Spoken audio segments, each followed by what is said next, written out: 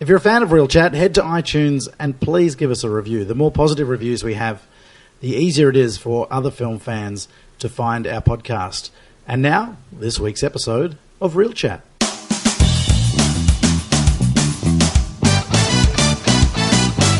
Real Chat episode 53, The Dark Knight.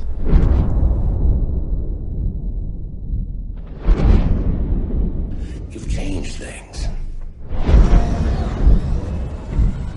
Forever. There's no going back. See, to them, you're just a freak. Like me.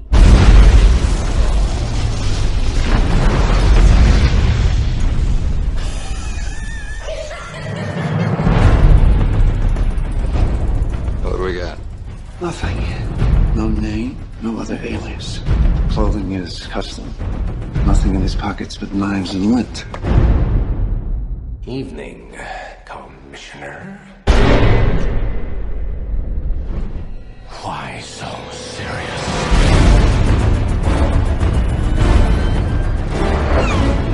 Where is he? People are dying. What would you have me do? Endure.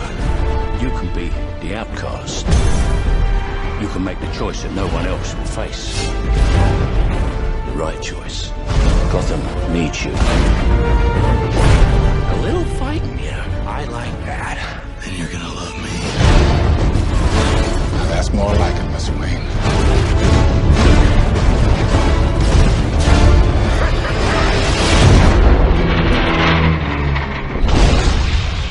It's all part of the plan. Come on, hit me! Let's put a smile on that face.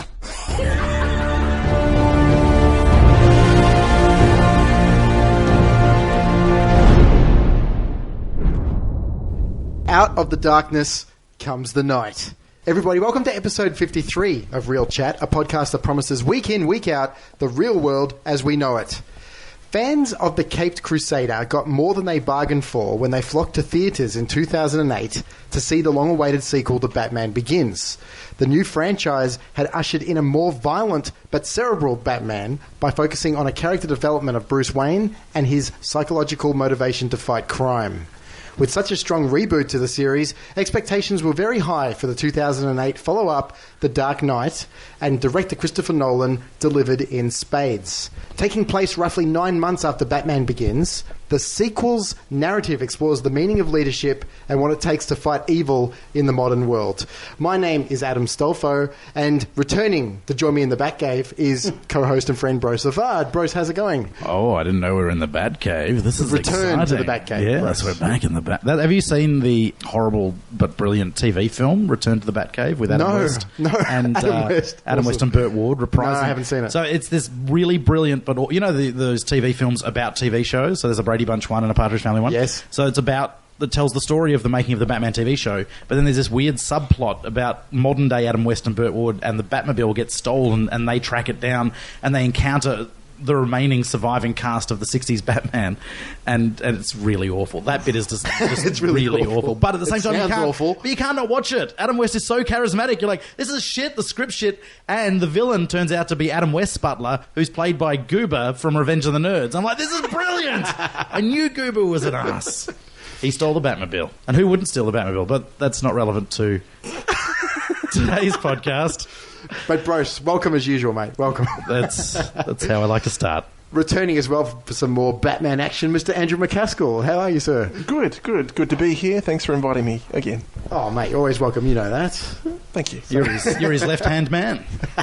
That's concerning. Returning as well, Mr. Stuart Wilson. Stuart, welcome back. How's it going?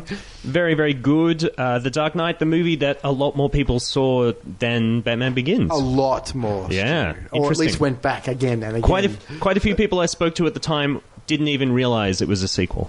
Yeah, I know. Oh, really? Yeah. Yeah. Wow. Oh, they saw it and they said it was great. And I'm like, oh, what do you think compared to the first film? And they're like, what? With the first film? What, you mean with Michael Keaton? I'm like, what? Well, yeah, that's it. This film is this entire trilogy for a lot of people. Judging It by really the is. box office, there's a whole heap of people that saw this that didn't see the first film. Exactly. There you go. Yes. Oh, by the way, before we move on, congratulations on your nomination for, was it sound on Star Wars? Or say special effects? Yes, that was me. Not saw- to be confused with my acting career as Stuart Wilson, which was, of course, reached its peak in Teenage Mutant Ninja Turtles 3 Turtles in Time. Wow, no one saw that. No one. Sorry, the acronym for that is TIT. There you go.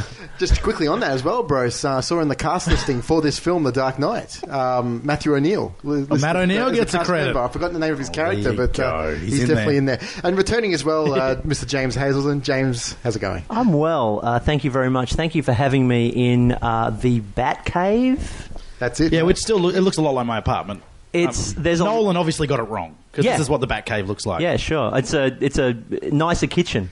It's much nicer. Rose, it needs to be addressed that both Stu and James essentially begged me to come on the Dark Knight episode after missing out on Batman Begins. I think beg's a strong word, but Grovelled, maybe? yeah, grovelled is a better word. I think. I mean, for me, I'm a huge Batman fan, Yes. and. Look, I'm just going to open with this. I'm never, ever going to listen to an episode that I'm not on because I heard the Batman Begins episode from a few weeks ago, and I tell you, I actually got kicked off a train because I was yelling at my iPod. I literally go, oh my God, I have to be on this episode right now. I'll just be on it virtually. And I was literally going, I tell you who likes Christopher Nolan? I do. I watch his films all the time. I'm a big Christopher Nolan fan. No, hang on. Back it up, because I spoke to a couple of listeners about this since the Batman Begins episode as well. We didn't ask the question if you like Christopher Nolan. We all came out with a lot of respect for him, and in fact, I compared him to Stanley Kubrick, which, for me, puts him in the highest esteem. The question was, do you enjoy watching his films? Yes. Yes. And I'm not talking about the first time. We're talking about multiple viewing. I have them all on DVD. I watch them all the time. There you go. Well, that explains a lot Could you about... please leave the train, sir? You're making the other passengers nervous. Just before we get into the film, Bros, we don't do this that often, but we did get a couple of emails while we were Oh, wow. break Nice. I like it. over the Christmas period. Now, this is from a youngster named Cameron. That's all I got. I wish it was James Cameron. But but I'm sure Cameron has a surname. he But said- fair enough to withhold it from us. That's wise.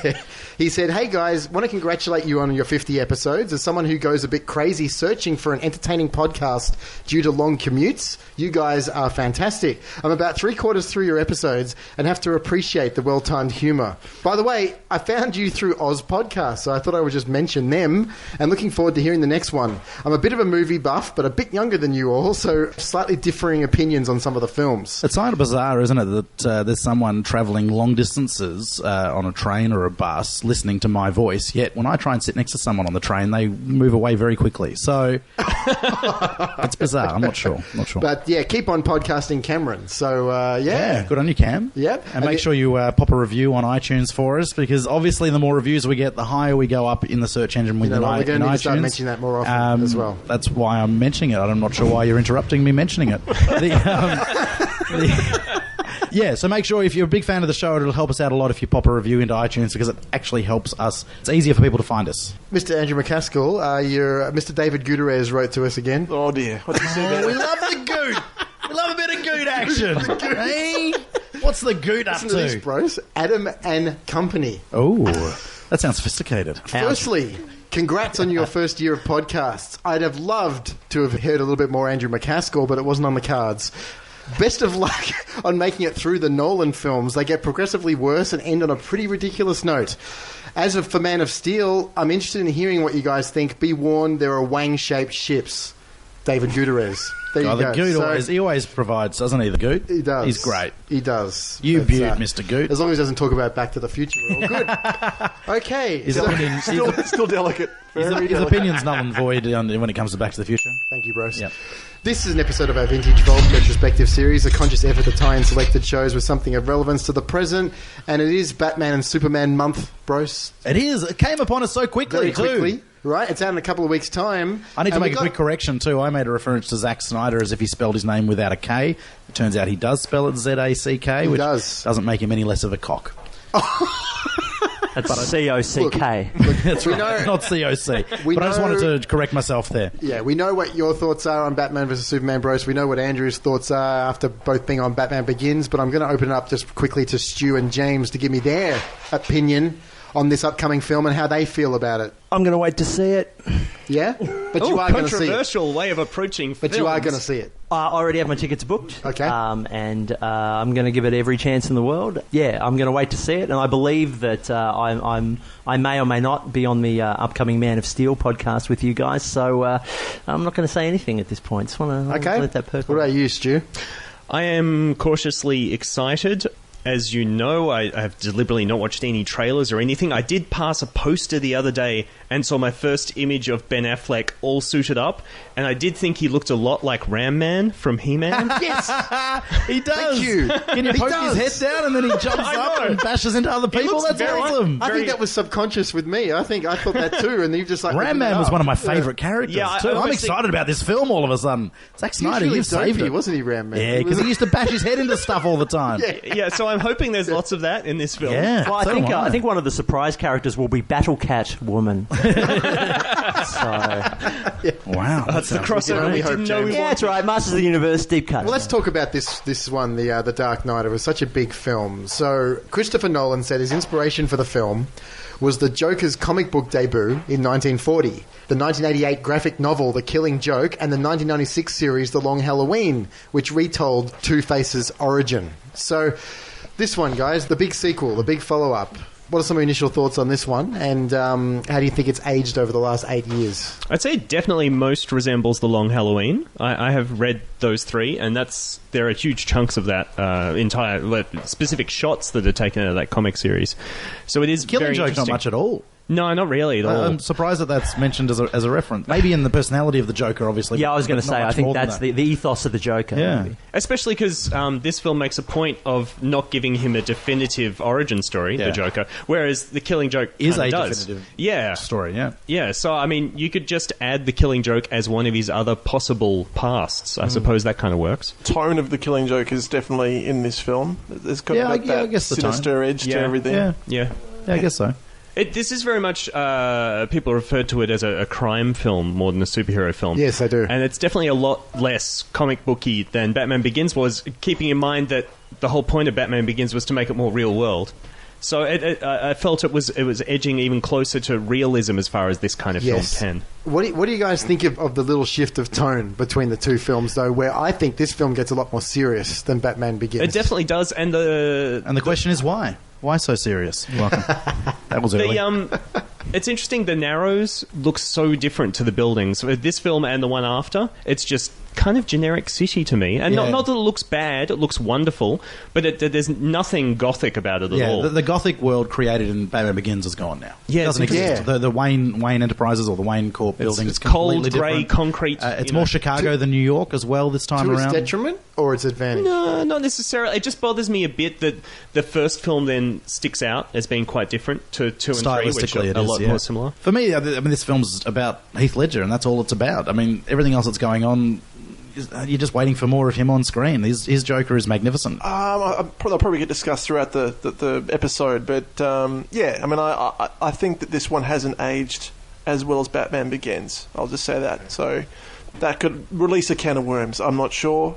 Or deafening silence. Is what I'm getting at the moment. No, it's interesting. No, I don't disagree, but I just hadn't even thought My understanding is I think everyone around this table actually prefers the film Batman Begins to The Dark Knight. Is that true? Yes. It is true, and it's different to apparently the rest of the world. Yes. Because this is the number one film as far as most people are concerned. Yes. Yeah, and for years I thought I was the only person that thought the first film was better. Although going back, is that because more people have seen this film than the first one as well? So I think it's like... It is massively overrated. I was incredibly excited for it at the time and thought it was incredibly amazing at the time, but just years have passed and I just don't think it's really kind of gone the distance. James? Yeah, look, I do like Batman Begins. I think that is a superior film, but I happen to think it's probably the best superhero origin story ever made. And so because of that, I of course, it's a very hard act to follow. I actually really like The Dark Knight. I certainly take your point about maybe it hasn't aged so well. They're possibly the truth. My initial thoughts on this movie are that people nowadays are very fond of describing movies as like a live-action comic book. They'll often use that description of things. It's like a live-action comic book. And what they mean by that is that usually a film is colourful and action-packed and fun and big and loud and exciting. But that's not what comic books are like. Comic books, except for the colourful covers, are in black and white. And they're usually shades of grey. Now, yes, there are colour comic books, but I'm talking about old-school comics. And that's what this movie is for me. Like, this is I feel like it's a very grey movie, and it goes back to the point you were making earlier about its architecture and its look. It's a very shades of grey movie, and it's a shades of grey in its colour palette. I think it's shades of grey in its themes. I mean, really, the idea of putting Harvey Dent as essentially the link between someone who is a hero and someone who is the ultimate villain, and a man literally torn in half and standing between them is really the overriding message of the film. Mm-hmm. And I think the reason why Nolan's films are they're always very, very popular when they first come out, and then people go, sort of about 5-10 years later, is I think because they live in that world of uncertainty, and they're always... the films end, but they ask a lot of questions, but they don't necessarily answer them. Yeah. And I think comic book films as a whole, especially the Marvel franchise, and no bad thing about the Marvel franchise, but they never do that. The film ends, this was our point, this is why we did it. Whereas I think Christopher Nolan films deliberately are designed to make us walk away thinking and not being entirely sure. And I don't think there's a better example in the comic book world than this movie, because it's ambiguous. So The Dark Knight is a Warner Brothers Legendary Pictures Syncope, I think it is, and DC Comics release. It was released on, how's this, bros, the 18th of July 2008 in the US, the 16th of July 2008 in Australia. Yeah, which is more in line with the current trend. There's a few films, even recently, films have been coming out a day or two before because of the time zone difference and things. And I guess for younger listeners, Cameron might be included, it doesn't mean anything to you, but when we were kids, it'd be 6 months, 12 months, could be 8 months between the American and Australian releases. And we've looked at a lot of these films as well. Yeah, like Ghostbusters, who we mentioned before, there was a reasonable gap. So, it's obviously piracy is a factor, but also distributing the film quickly and economically, I guess, is the other factor. But I also remember when this came out, there was a lot of internet buzz and people trying to find out what the film was about from Australians. Yeah. Which is really interesting. It gives us some power in the film world, finally. Definitely a sign of the times. It was shot primarily in Illinois in the US, Los Angeles in the US, England in the UK, and also Hong Kong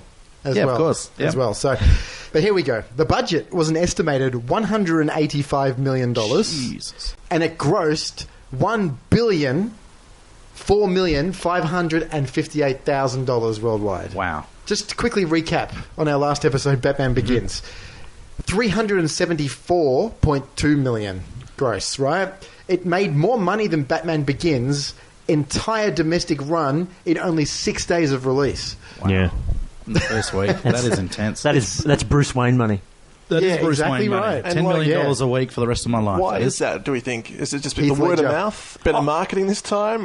Well, in fact, if you talk about marketing, probably Batman Begins was a fantastic commercial for this movie. So I think what happened was Batman Begins very slowly eked into the popular culture, and then it's the reason why Austin Powers 2 did really well, because Austin Powers 1 came out, it was a sleeper hit on video, and then by the time Austin Powers 2 came out, everyone knew about it and had seen it. I think it's the same with Batman Begins. People didn't rush to see it, but it sort of leaked in, and then by the time The Dark Knight hit, everyone was primed. Because there were a few years between them as well. The other thing that helped is that Heath Ledger had passed before the film was released. Exactly. And he was huge in tabloids, and this is the performance that killed the great actor. Yep.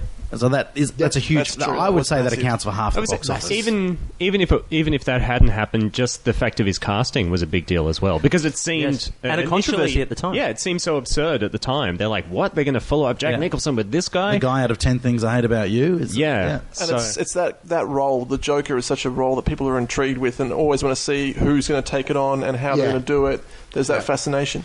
This is obviously the highest grossing Batman movie, and in fact the highest grossing of any film adapting DC comic characters. Both records were previously held by what film, guys? I assume Tim Burton's Superman. Batman. Yes. Sorry. Yeah, Batman. Highest grossing Batman film, Stu. Yeah, Tim Burton's 1989 Batman was the previous record holder. Yeah, I mean it's something else. This movie, isn't it? It really is. And I heard you guys talk about it in the podcast last time, the Batman Begins podcast, where really one of the jobs of Batman Begins was to let everybody know that this wasn't another Schumacher disaster. Yeah. So by the time The Dark Knight comes around, everyone has more faith in the franchise, and they go, okay, it's not going to be terrible, so we'll all go and see it. Yeah. So this film is directed again by Christopher Nolan, as we mentioned. So we got a lot of thoughts on Nolan from Andrew and Bruce when we did Batman Begins. So, Stu, what are some of your thoughts on Nolan's career and his work here in this film? I think Nolan does get quite a lot of hate, perhaps. The suggestions are that perhaps his films aren't quite as clever as they think they are, and I don't think that's always fair, but they are films that try really, really hard and are kind of intricately plotted and quite complex. But then when you're thinking about it after seeing it and being wowed, you kind of think it through and go, hang on, did that quite make sense with this bit? And how did they know about this bit? And it doesn't quite work. And perhaps that's because he's trying to create something that's it's like this puzzle box of a film. Batman Begins is probably my favourite comic book movie of all time, so I absolutely loved that. This one I didn't like quite so much. Even at the time? Yeah, no, even at the time. I think part of the problem, and I think, James, maybe you're a bit off when you're suggesting they were dissing Nolan last episode. It was I'm just overly sensitive. No, yeah, I think it's more that his films can be exhausting. So the idea of, I love this film, but I wouldn't sit down and watch it for fun, I think is kind of what they were getting at, because they do demand a lot from you. Oh, and look, that's why I started yelling at my iPod, because I am someone who sits down and watches these movies for fun. Like, yeah. I'm as I said, just to that's chillax, more to sit do back, with you than turn anybody your else. brain off. James. Yeah, this is what you watch. Yeah. Wow, that's impressive. I don't think it's necessarily impressive. I think it's possibly terrifying. But Yeah, no, I am scared shitless. All of a sudden, I wish I was on the other side of the table with 1.5 meters of timber between me and James. I got to say, that's fun. What about yourself, James? What are some of your thoughts on Nolan? I really like Nolan. I think he's a product of his time. I think that Brose's comparison to him and Stanley Kubrick was very apt. I think that Nolan is the most interesting commercial filmmaker working today. So I agree with Stuart. I think that Nolan isn't necessarily the smartest filmmaker working, but I do think that he has a grand vision. His films take a lot of money to make, and I think that he's one of the few directors and writers and auteurs in Hollywood that can raise the sort of money needed to produce his vision without sacrificing a lot of artistic integrity. Now, they're still very commercial films because they have to be. They cost a lot of money. And it isn't the 70s anymore when you can make something sweeping and sprawling and insane like Chinatown or The Godfather and people are going to go, and Rosemary's Baby and so forth. So, nowadays in a very safe movie climate where movies cost a lot of money, he is probably the most interesting commercial filmmaker working today, and I just think I love his movies. I think they're intelligent and thoughtful, and I'm always put off balance by them. I like their humour, which I know is it's often the thing about Nolan, is that he's essentially a humorless filmmaker, and that's possibly true. But I think I like his nihilism. I think it's great that there is a mainstream filmmaker who is making cold movies about cold people, and I think that's interesting. According to Nolan, an important theme of the sequel is escalation, extending the ending of Batman Begins, noting things having to get worse before they get better. While indicating The Dark Knight would continue the themes of Batman Begins, including justice versus revenge and Bruce Wayne's issues with his father, Nolan emphasized the sequel would also portray Wayne as more of a detective, an aspect of his character not fully developed in Batman Begins. Yeah. Now, your brother Roddy would have a lot to say about this. Absolutely, and we talked about it in Batman Begins. He is not much of a detective in that film, and there's elements of it here, and also there's more evidence of him being a scientist as well. I'm calling as highlighted bullshit in on the that. Simpsons episode. In this film, I know they made an attempt to make him look more like a detective, but I don't think it worked at all. He used a computer to look at a bullet and then got some other people to run it through their computers, and I'm like, is that really detective work? I don't know. I think it failed. I think it failed at trying to show us more of the detective side. At the end of the day, it's the hardest aspect of Batman to try and portray on film, because Takes time. Takes time. It's not visually exciting. It's hard for a commercially viable Yeah, film. of course, of course. But I agree with Stuart. I don't think that was a very successful scene. The problem with Batman the Detective is that he needs something to detect. Now, the problem with films about Batman is you always know who the bad guy is. Yeah. So what's Batman finding out? Like, there isn't a mystery to solve. Well, that's interesting, because The Long Halloween and Hush both have mysteries as to who the villain is. Yeah. None of the films have ever attempted this. No. And in fact, the Batman comics have almost gone to the point of repeating themselves too much about having a mystery villain. Like, I've seen it so many times. So I'm surprised that the films haven't even attempted this. The other thing, too, is it's very hard to market, I would imagine. you're undermining the Joker as soon as Batman starts detecting or working out what he's up to. Like, the whole thing is there's surprises, and that's what makes the film. That's what gives it its push and its drive. So he can't, if he just shows up before he's burnt the stacks of cash towards the end of the film, then the film's over, isn't it? Yeah. There's no mystery. But the problem is that Batman, the comic, is so well known for his rogues gallery. If you're a studio, why would you not take advantage of that? Just quickly, what do you guys think of the fact that this is the first Batman movie without the name Batman in the title? I'm okay with it.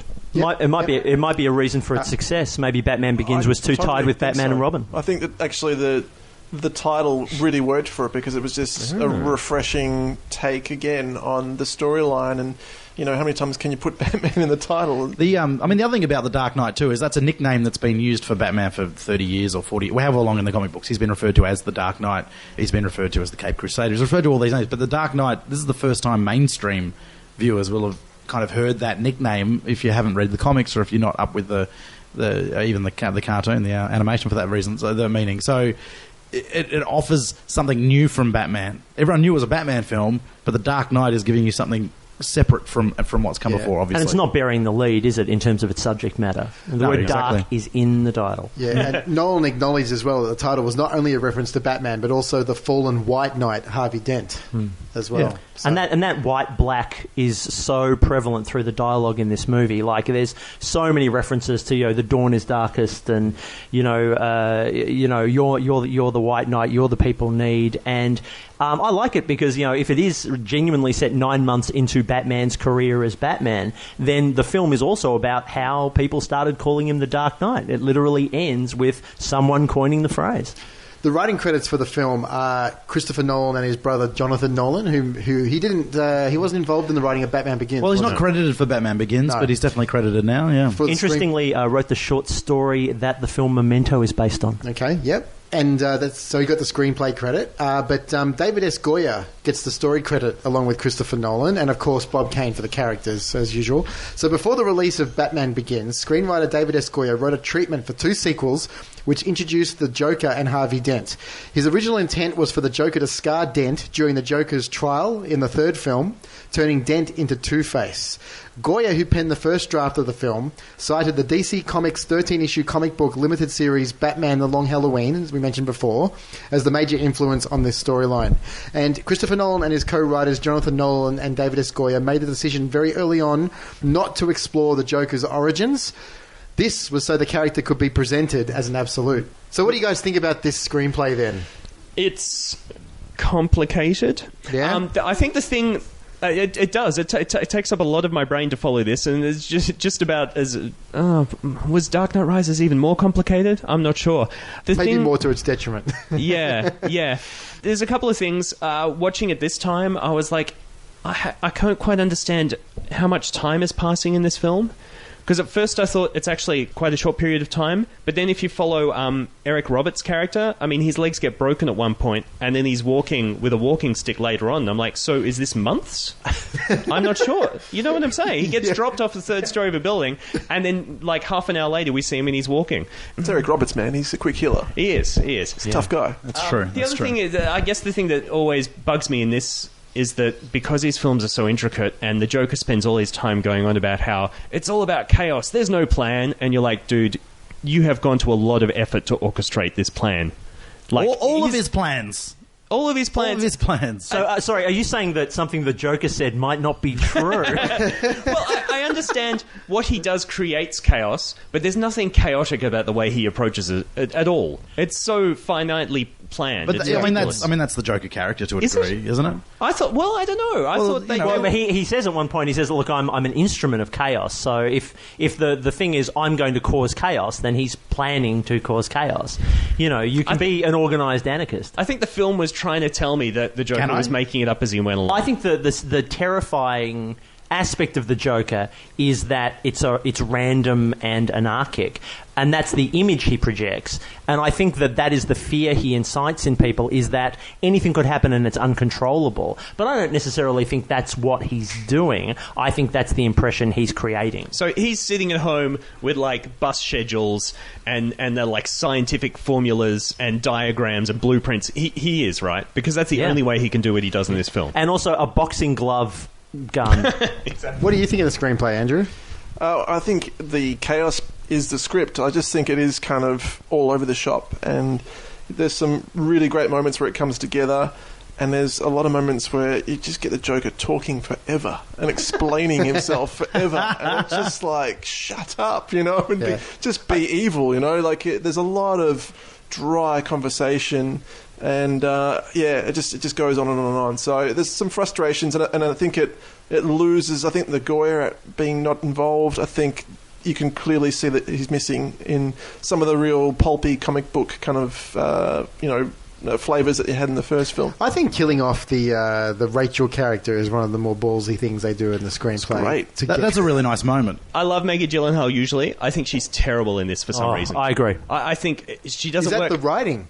Well, it is. The main problem with Nolan's Batman trilogy for me is that Gotham apparently has no women in it. Like, there are so many male characters and so few female characters. And there are lots of female characters in Batman they could have gone with, and they chose not to. So there's nothing in the story about why that is? It's just simply they're just not there? I didn't mean scientifically there aren't, like the population's sterile or something. No. I think the Joker kidnapped No, this isn't Children of Men. I'm saying. Yeah. No, it's just that there are so few female characters that I actually did like Katie Holmes in the first film, and I thought the script didn't work that well for her, but she did the best job she could. And then they've got nothing for Maggie in this film. She doesn't even look like, she doesn't even convince me as a lawyer. She just kind of is smiley and happy, and then she screams and needs to be rescued and then dies. And then because we're at that point of the film, there's no time to mourn her passing, and I don't feel like anyone in the film really cares that much. I actually like... Harvey Dent does. He takes it hard.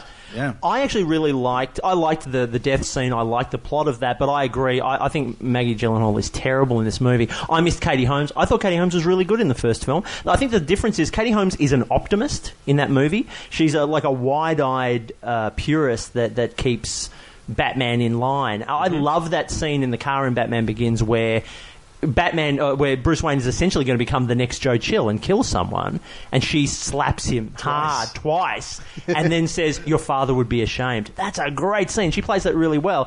And what she does in that movie is she's playing an idealist in Gotham. Like, she's a wide-eyed, and you really sense the danger that Katie Holmes is in because she's so enthusiastic and questing in a world of danger, whereas Maggie Gyllenhaal in this film is sneery, and so it's not even the same. She's aloof, but not helpful, and just kind of smarmy. I think it falls down because they're trying to show the evolution of that character, and they're trying to jump ahead and say, you know, her last boss, potential boyfriend, was killed by Raja Ghul or whatever, and then she's a little bit more cynical and a little bit more, but it doesn't work. No, because she talks about blowing off a day's work because they got out of court early, and they're joking about him getting shot, and that means they're doing the right thing. You know, they're trying to make light of something. Again, it would have been back to the great fact that if she'd Nolan been doesn't do disillusioned. humour very well. But yeah, they kind of got us stuck somewhere in between the optimist, but not quite the cynic yet, not quite the pessimist yet. Yeah. And it just kind of... It falls between, doesn't it? meanders. You know what, and falls. they could have... I was still quite sad when she died. I was still I thought that was a great emotional. scene, And she played that very well. I mean, my problem with this script is it hints at all the problems that the next film has. So the structure here isn't great. There's these amazing set pieces in this film that blow your mind every time. You know, you watch the Skyhook bit when they're in Hong Kong, you watch the opening with the bank, you watch the truck, you watch all those set piece sequences that are stunning. These big stunt based or big action based kind of moments, which blow your mind. The whole sequence with the two ferries and the construction site building and all that. I mean, it's phenomenal. But when you look at the bits linking all the set pieces together, it doesn't make a lot of sense, and it's not that strong. Some of the dialogue in this is just awful. It's just bad dialogue. And you look at these great actors that are really working hard, deliver these lines as best they can. Even Commissioner Gordon suffers in this. He doesn't have anywhere near as much of the kind of pathos and as much as the intelligence. He has my favourite character moment in this whole film. Which is the bit, and I think it's a great bit of writing, and it's one of the quiet scenes. I actually think there are a lot of nice character moments in this film, but the bit where he captures the Joker, and he's been playing dead, comes back, reunites with his wife, goes to his son, and he wakes his son up essentially to say, I'm alive, it's okay. And his son looks at him and says, did Batman save you? And he says, no, actually, this time I saved him. That makes me well up every time I watch it. Yeah. That is a beautiful beat, and it's played. And Gary Oldman's so great. I think there's some really nice moments, but I think generally between the set pieces, that's where it falls down a bit, and that's when I start getting a bit bored, or it starts. The set pieces are phenomenal in this. Like, that bank heist at the start is fantastic. What I honestly believe is that he was attempting to do the movie Heat with Batman. I really reckon it is. Yeah. Like, it has that same... It does have a feel there of that, yeah. That, like, all the rich character development, and there's this huge kind of epic quality to it. And even, like, there's... the showdown element of it. The bank heist at the start is totally Heat. And William Fichtner's in it as well. I think there's a little nod to it. Yeah, that's true. There's little things in there that tell me that he really was a nod to Heat in one big way. Andrew, cinematographer Wally Pfister has returned for this one. What a blister from Wally Pfister, hey? You can't resist her. Wally Pfister. Stu was talking earlier about the slight visual difference between Batman Begins and The Dark Knight. Do you see some continuity between the two, or do you think Wally's trying something different this time around? It's just stunning. First of all, it's just absolutely stunning, this film. Like, this is like the highest caliber of work you can really get in a mainstream film. It's just amazing. I think that's probably the highlight for me, is the look of this film. It's just every frame is just beautiful to look at. So significantly better than Batman Begins? I think it is. I think it's grander, and I think it's just this huge scale. It takes it up a notch, definitely. What about the IMAX moments? How are they for you? Oh, yeah. It's just extraordinarily massive, isn't it? Just the scale of this whole thing. Does watching it on disc feel weird, though, when you notice the aspect ratio change? Yes. Actually, I didn't even notice. Yeah, I don't notice it. I think it's an astonishingly made film, and the artistry involved with the IMAX to use IMAX cameras. I think they use 4 different IMAX cameras, different scales, massive lenses. I mean, just I love the pressure. I love the ballsiness of it too, because IMAX at this point in 2008, IMAX was kind of being regarded as a novelty. It was an attraction. It was a sideshow. And then all of a sudden, Nolan just steps up and says, no, I'm shooting in IMAX. And then more so in the next film, which is probably the greatest part about Dark Knight Rises. But it's just good on him, because there are some great IMAX films. There's a lot of really shit ones. But there's some stuff that's been shot on IMAX that looks amazing, looks incredible. So good on him for giving it a shot. I'd like to see more directors kind of play with the format a bit. Like we can sit here and talk about the film, but just the craftsmanship in making these films is staggering. Obviously the money that was put into it, you said before, but you can see it on the screen in every way. I mean, they were saying how using IMAX cameras, blew up the image so much that they had to just be so conscious of it when they were shooting. Every little bit of tape in the background, or just everything masking something in the background had to be legit. Makeup had to be spot on. I mean, the pressure of that is ridiculous. Christian Bale returns to play Bruce Wayne - Batman in this film, a billionaire socialite who declares himself to protecting Gotham City from its criminal underworld as a bat-masked vigilante hailed as its Dark Knight at night. Spoilers. Spoilers, yeah. Bale said he was confident in his choice to return to the role because of the positive response to his portrayal in Batman Begins.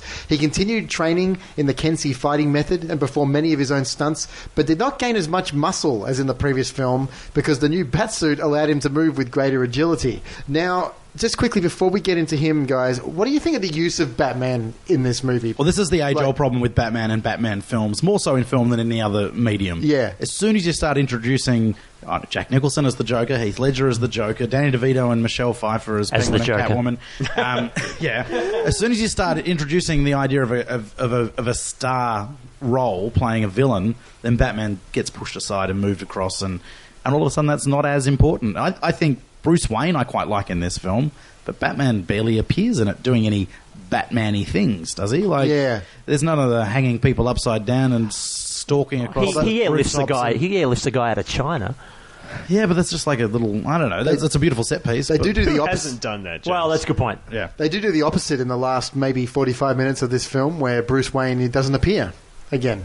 Which is the opposite to the first 45 minutes to an hour of Batman Begins, where he's just Bruce Wayne in the whole origin story. I mean, a lot of this film, it's Batman reacting to everything. So reacting to the mess that he created, basically. I will say, actually, I enjoyed the new Batsuit. It was much better. And I did notice, actually, this viewing, that he was a lot leaner as well. Yeah. So, almost a little bit too lean. Well, he didn't look quite as superheroic, did he? No, especially the first scenes when he's in the apartment. He's all cheekbones, isn't he?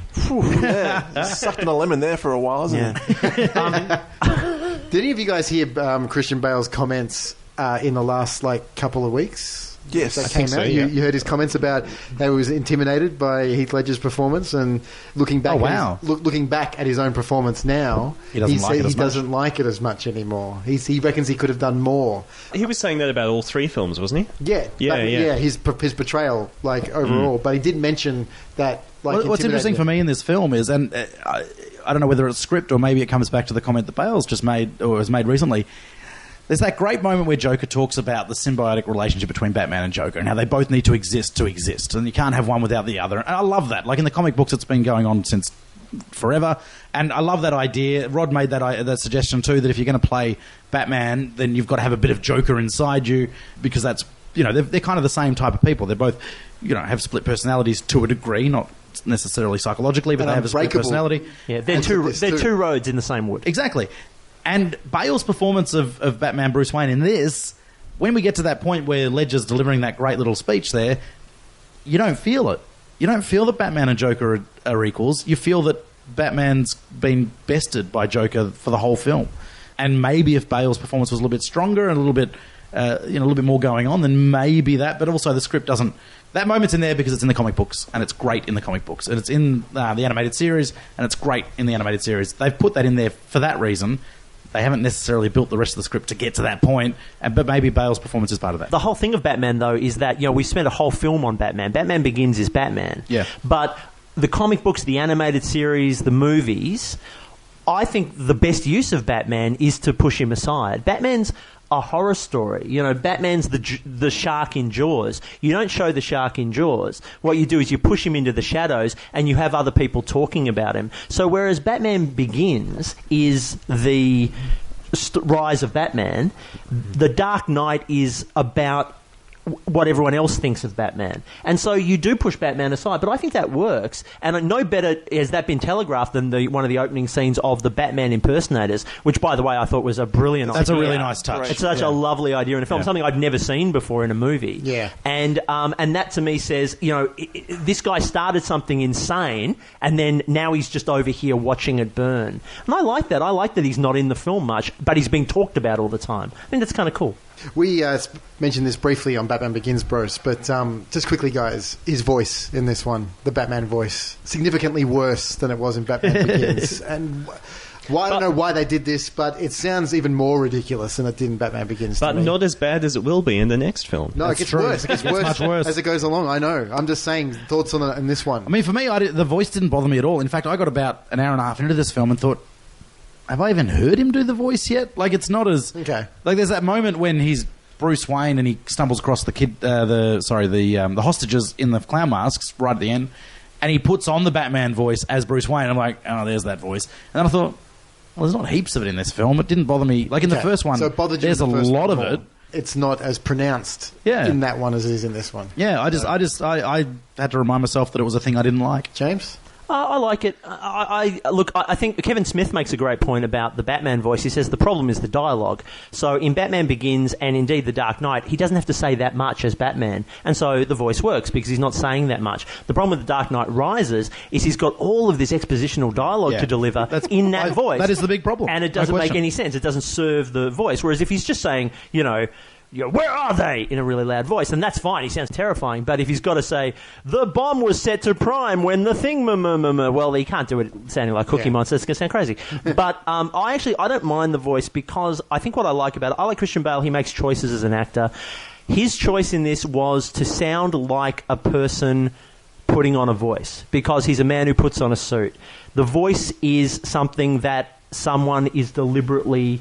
putting on. It's larger than life, it's weird, it's big, and it's almost kabuki. It's silly, I don't mind it. Andrew? I warmed to it a bit more, I think, after, the Batman Begins, we were taking the piss a little bit with it, but I just think it's exactly right. It's a performance. He has to perform Batman, and that is a part of that. The voice is crucial to that. Otherwise, you speak in a normal voice, you're not otherworldly. So it makes sense. Yeah, it really didn't bother me as much in this one, but it really bothered me in the film after this. Yeah, so, I agree. Yeah. So let's move on to Australia's own Heath Ledger, who plays the Joker. A criminal mastermind portraying himself as an agent of chaos who rises to dominant power by terrorizing Gotham and plunging it into anarchy. I think he's phenomenal as the Joker. I think he nails it completely. What I love about his performance, as well as being very dark and brooding and very intense, and he's inside his own head a lot of the time, I love his little nods to Cesar Romero. I love his little nods to Jack Nicholson. A lot of people go, oh, Heath Ledger's done his own thing. It's like, no, he hasn't. He's incorporated what has been great about the Joker. And Mark Hamill. There's a couple of Mark Hamill moments as well. He's taken what people have done with Joker before, and he's left those in. He's seen the value of that element of their performance, and then he's brought this whole other thing. For me, what sums up Heath Ledger's performance as the Joker more than anything else in this whole film is that little strut he does in the bank right at the start with the clown mask on, when everything's going his way, and he kind of swaggers down the main room of the bank there, and he's embodied this whole character. You can see that he's living and breathing and thinking in his performance that he is this guy, and he's so great. He's so amazing. He deserved it should have been Best Actor, not Best Supporting, but he deserved the Oscar that he got for it as well. He is the one consistent thing in this whole film. He is the one thing that ties the whole film together. When Bale's having moments of insecurity, when other characters are having to deliver bad dialogue. It's also saying something as well when Batman is removed from some of the covers. Not all the covers of this film, but and replaced with the Joker. That is definitely saying something. And how often does a supporting actor become the sole, Jack Nicholson was the top bill in Batman, Tim Burton's Batman. That's true, yeah. Yeah. I will say, comparing him to Jack Nicholson, I much prefer Heath Ledger just because he is ridiculous and over the top and terrifying, but he never becomes self-indulgent for me in this film. Whereas there are big portions of 89's Batman where I'm just like, oh, come on, Jack. Come on. This is just going on too long. Yeah, that's fair enough. I mean, the Jack Nicholson performance, and we'll get to Burton's Batman eventually on Real Chat, but Nicholson in that role did a whole bunch of things for that film, and one of the things it does is it took a shitload of pressure off Michael Keaton. So Michael Keaton could do his little subtle, brilliant performance of Bruce Wayne and Batman. Nicholson gets to be the focus, and no one pays attention to what Keaton's doing as such. By this time, we've got a well-established Bruce Wayne Batman in Christian Bale. Then Heath Ledger comes along and just turns it up. He's just incredible. In preparation for his role as the Joker, Heath Ledger hid away in a motel room for about 6 weeks. During this extended stay of seclusion, Ledger delved deep into the psychology of the character. He devoted himself to developing the Joker's every tick, namely the voice and the sadistic-sounding laugh. For the voice, Ledger's goal was to create a tone that didn't echo the work of Jack Nicholson playing the Joker in the original 89 Batman. Ledger's interpretation of the Joker's appearance was primarily based on the chaotic look of punk rocker Sid Vicious, combined with the psychotic mannerisms of Malcolm McDowell's character Alex DeLarge from A Clockwork Orange. Do you guys see the connection there? Yeah, totally. Yeah, he also has Tom Waits' voice. I think that's reasonably documented. So does Batman.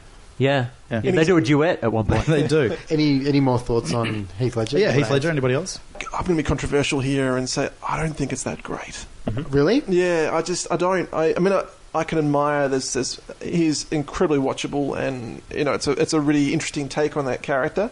But watching it just the other night, I just find it. Maybe it's the writing. It's just again just too much of him explaining his madcap ways, and it just diminishes the character a lot.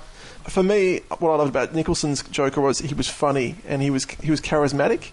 He's just not very funny in this movie, and maybe that's because of Nolan's writing again. But That's interesting. I mean, he's the Joker, Yeah. and he's just this kind of crazy. He's a crazed man with not many great I don't know. gags. I think Heath Ledger's Joker is the Joker that all audiences wanted to see in 2008. Yeah. And I think that Nicholson is the Joker that everyone wanted to see in 1989. Yeah, you're probably right. I think it's maybe I'm nostalgic. I don't know, but Yeah, I don't know. It's interesting though. I haven't heard that critique. I haven't heard anything. I didn't hate it or anything. No. I just don't think Yeah. it was the great performance that it's been sold as. Aaron Eckhart plays Harvey Dent, Gotham's district attorney, hailed as the city's White Knight. Nolan and David S. Goyer had originally considered using Dent in Batman Begins, but they replaced him with the new character Rachel Dawes when they realised they couldn't do him justice. So this was That's interesting, just because when you were mentioning that before and talking about Rachel having nowhere to go in this film, I was thinking if they just taken what she did in the first film and then just turn her into Two-Face in the second film. Oh, I went the other way. I thought what would have been amazing if Harvey Dent and Bruce Wayne were childhood lovers and there's sexual tension all the way through. That's a really brave move. That's why they had nowhere to go, because he was effectively stepping into replacing her role. So she was the voice of hope in the first film. Well, in the original Batman films, Billy D. Williams plays Harvey Dent, and then he's replaced by Tommy Lee Jones. So That's true. Yeah. they could have just switched it up, keep it going, keep people guessing. Tune into the Oscars Bruce, podcast. what do you last think week. of Eckhart? I think Eckhart's Harvey Dent is exceptional. Like, I think he's very good. He's charismatic, and he comes across as, kind of waspy, kind of intelligent, kind of, do-gooder kind of guy. He's believable. Obviously, in the States, which is a bit different here, the DA is a voted position. You're voted by your whatever area, your county or whatever.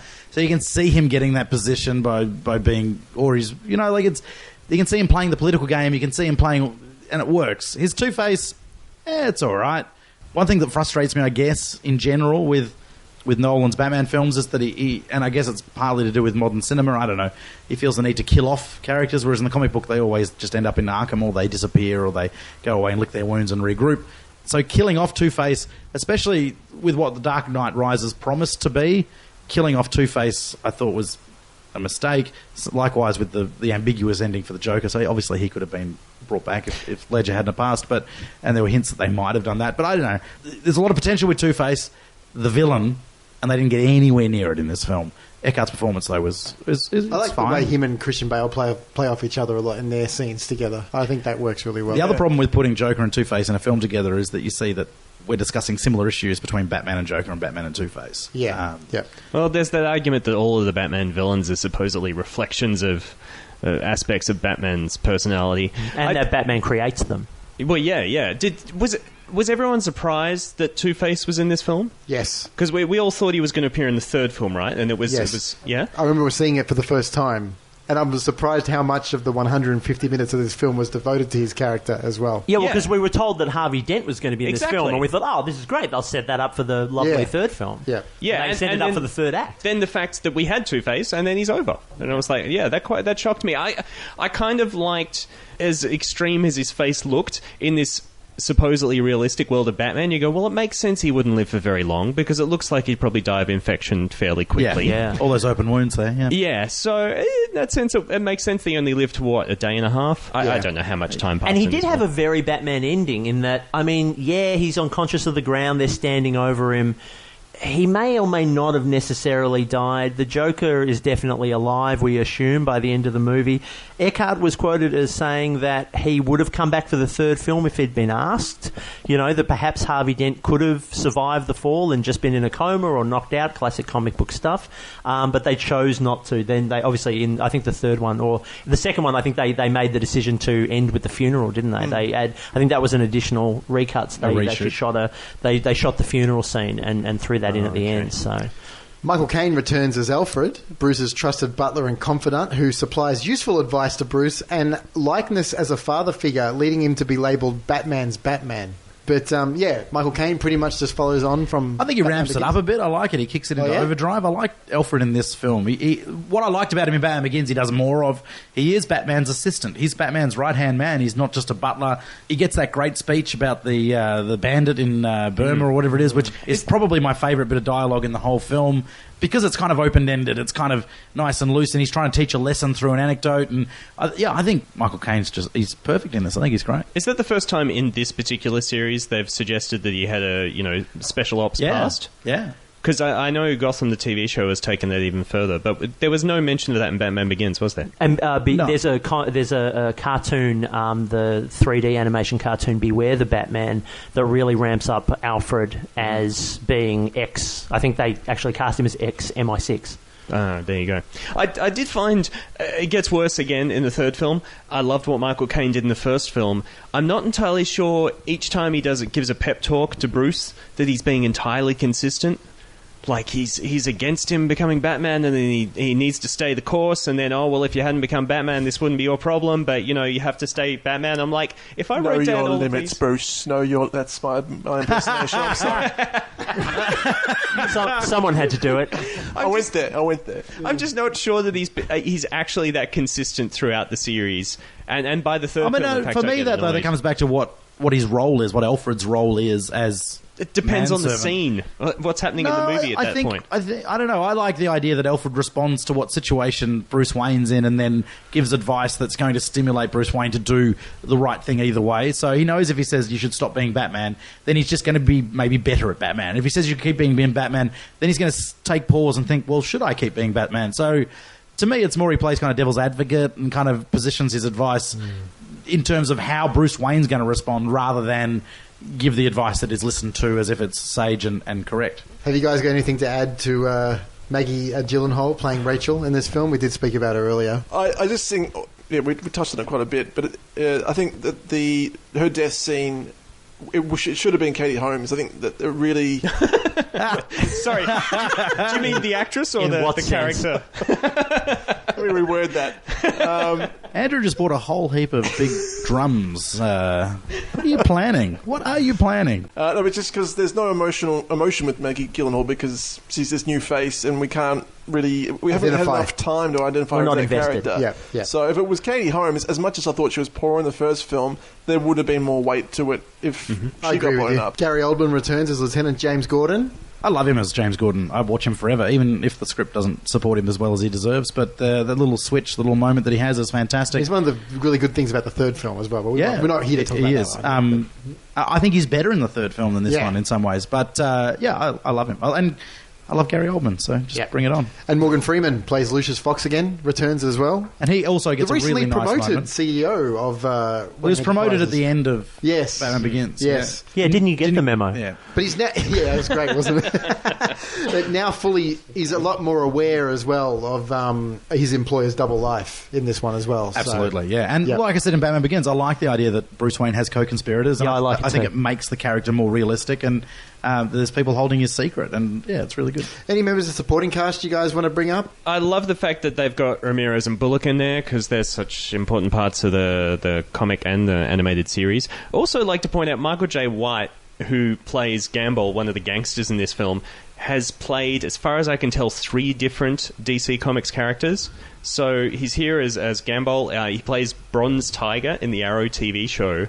And in the animated version of Superman Doomsday, he played Doomsday. Cillian Murphy popping back returns. up, cameoing as the Scarecrow. And I mentioned it, I think, in Batman Begins. I can't remember. I just love that idea that Nolan's bringing back the Rogues Gallery and just reusing them again, which would have been great if Harvey Dent popped up in Batman Dark Knight Rises. Yeah. Because that's that idea that these that's what happens in real life. You know, people get sent to jail, they get out again, they recommit, and that's the same thing that's going to happen with the Scarecrow, obviously. It also makes him the first actor to reprise the role of a Batman villain in the whole film series. Oh, there you go, out of all the films ever. And he does it in 3. Yeah, he appears as a cameo. And I love the cameo in 3 as well. Another new cast member, Bruce, the new Bat vehicle, which is sort of a new version of the Bat. What was it called? The Pod.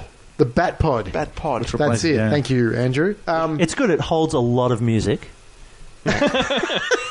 That's true. And so Batman can listen to it while he's on the go. I believe he's loaded up with Batman with Danny Elfman.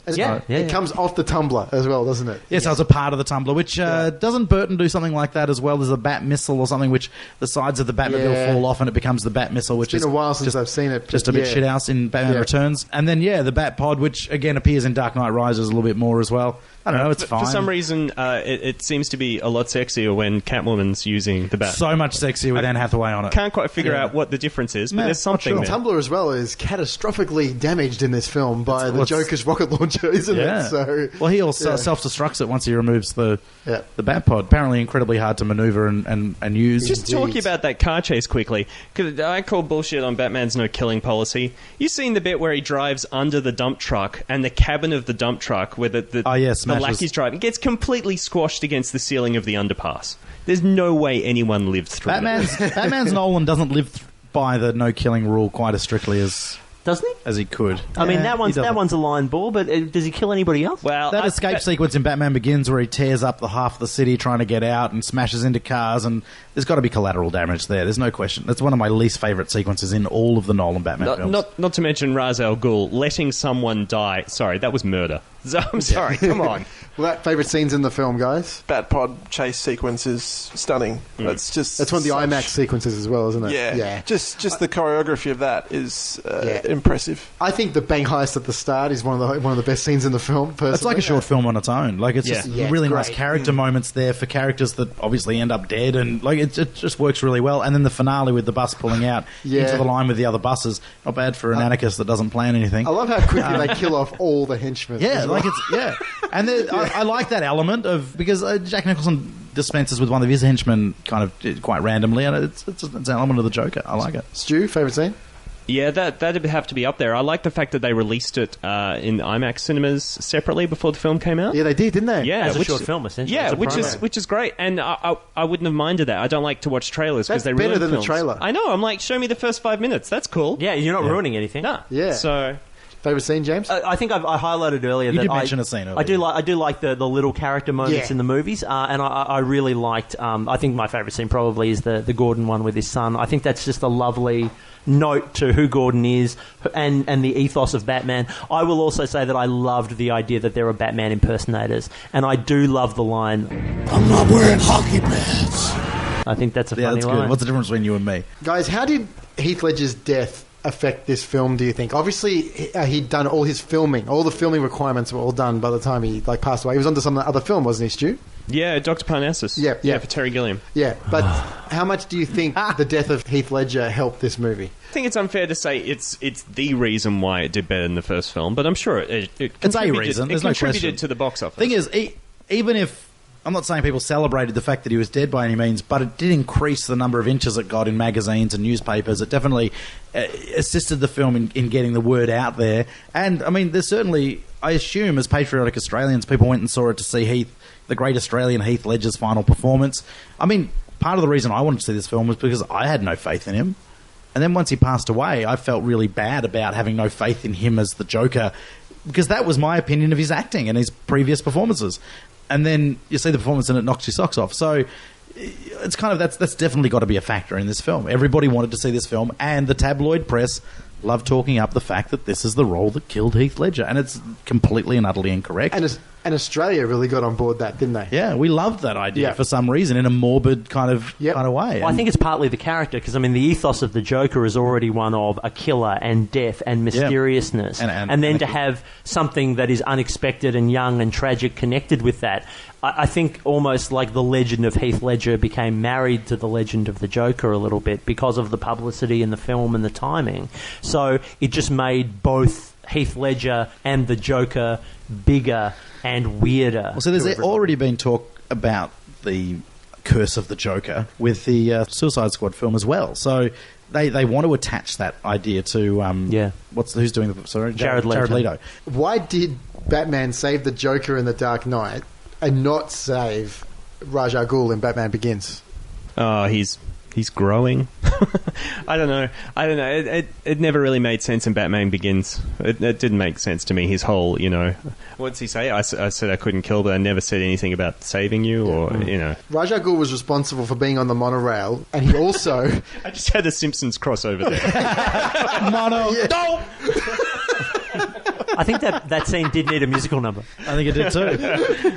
And he's also the one who destroyed the controls, believing that Batman was trying to stop the train, when in fact destroying the controls actually aided Batman in his plan. Batman threw the Joker off the building himself. In the first case, Ra's al Ghul put himself in the situation which resulted in his death, whereas in the second case, had Batman not saved the Joker, he'd be solely responsible for murdering him. Doing so would have been a violation to his one special rule, which he mentions numerous times: I will not be an executioner. It is also possible that Batman was trying to prove to the Joker that he was incorruptible as well. The Joker even makes it a point after Batman saves him to say, "You are truly incorruptible." So, yeah. It works because the Joker's so disappointed. Let's move on to some trivia from The Dark Knight. So, in Sir Michael Caine's opinion, Heath Ledger beat the odds and topped Jack Nicholson's Joker from Batman. Jack was like a clown figure, benign but wicked, maybe a killer old uncle. He could be funny. He could be funny. And Everyone's got one of them in their family, a killer old uncle. Hey. He could be funny and make you laugh. Heath's gone in a completely different direction to Jack. He's like a really scary psychopath. He's a lovely guy, and his Joker is going to be a hell of a revelation in this picture. Caine bases this belief on a scene where the Joker pays a visit to Bruce Wayne's penthouse. He never met Ledger before, so when Ledger arrived and performed, he gave Caine such a fright, he forgot his lines. So, that's saying something about Ledger's performance there. Or about Michael Caine needed an excuse because he hadn't learned his lines. He hasn't learned his line in 60 films. What's he talking about? Heath Ledger designed the Joker makeup himself, using white clown makeup and cosmetics from a drugstore, reasoning that since the Joker himself would design and apply it, Ledger should do so as well. Once his design was approved, the makeup team was responsible for replicating the look each and every day of filming. Heath Ledger also came up with the idea that the Joker should have white makeup on his hands, implying that the Joker would have applied his facial makeup himself and gotten his hands dirty in the process. So, just little things here from Ledger. I do like the grittiness of the Joker in this. I like the visual design, the art design, the makeup design. It's the costume. There's that great line about they're all custom clothes, there's no tags, and all that kind of stuff just really... It adds to the realism, I guess, of that character. And again, the thought that he has behind everything he does, it's not quite as random as we're led to believe. But also, it gets back to that point of Christopher Nolan, your comparison to Kubrick. Kubrick's a man who is obsessed with how things are done as well as why. Yeah. And so is Nolan. Nolan loves to show you how things are done. He loves to show you where Batman gets his cowl from and things like that. And I love those science elements of his behind Batman things. films. Yeah. Heath Ledger directed both homemade videos the Joker sends to CGN himself. The first video involving the fake Batman was done under Nolan's supervision. Nolan thought Ledger had done so well with that sequence, he felt there was no need for him to be there when it came time to film the scene where reporter Mike Engel reads the Joker's statement. He put his trust in Ledger and let him do whatever he wanted, ultimately pleased with the result after he'd seen the outcome. And knowing he could just reshoot it quite cheaply if he needed to, but yeah. It's pretty surprising with Nolan, though, because Nolan doesn't even do second unit, as we discussed on Batman Begins. So Heath Ledger's Nolan's only second unit. Ever. Oh, I'll tell you what. Yeah. While the film is dedicated to Heath Ledger, it also bears a dedication to Conroy Wycliffe, a stuntman who was killed when the car he was driving crashed in an action scene. So, blood, this is an interesting thing. Blood is only ever seen 3 times on screen in this film. On the face of the civilian Batman that the Joker hangs, on Harvey's pillow in the hospital, and on Batman's arm due to the dog attacking him. Oh, the dog. Most of the violence either occurs off-screen or is obscured by camera angles. So this is something that I recognised or noticed this time, which really surprised me, and I like a director that can make what is seen to be a violent film without showing too much violence. So the point where at one point Ledger slices one of the gangsters' mouths to replicate his mouth, and then slits his throat or whatever, and that's all done from behind of the guy being cut, so you never see any of that. I like it because you don't need to see blood and gore necessarily to implicate extreme violence, and good on Nolan for doing it. It's something I definitely respect when it's done well and when I haven't noticed. That scene actually, interestingly, really made me think of watching films when I was a kid on television that had been modified for television. I don't mean this in a bad way necessarily, but I remember watching those sorts of films as a kid and seeing what was definitely going to be something horrendously violent, and then it was sort of a weird jump cut away to another POV, and you go...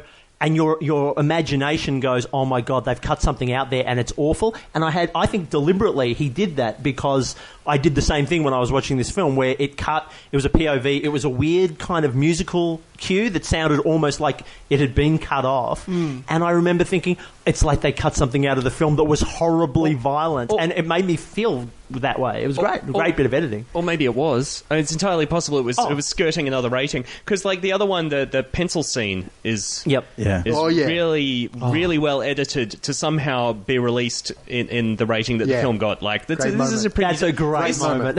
It is, yeah. But this is a film that really pushes the rating it got. Like, you can take kids to it, but I'm not sure you should. Many believe that one of the key reasons why the Academy moved from 5 Best Picture nominations to 10, which they did a couple of years ago, bros, I know we just look at the Oscars, they only have 8 now, was because 2 of the best received films of 2008, The Dark Knight and Wall-E, were not among the 5 nominees. This is the first Batman movie that does not feature Bruce Wayne's mansion, although it is mentioned. This is faithful to the comics in the sense that in the period from 1969 to the early 1980s, Batman had moved out of Wayne Manor and lived in a penthouse. However, that version was on top of his Wayne Foundation building, and that building had a secret Batcave below which he could access through a hidden elevator connection to the penthouse. Gotta love a secret Batcave, don't you? Oh, yeah. That's awesome. The IMAX cameras used in filming proved to be problematic for the crew. I think you hear this on any film that Use films an with an IMAX. IMAX camera.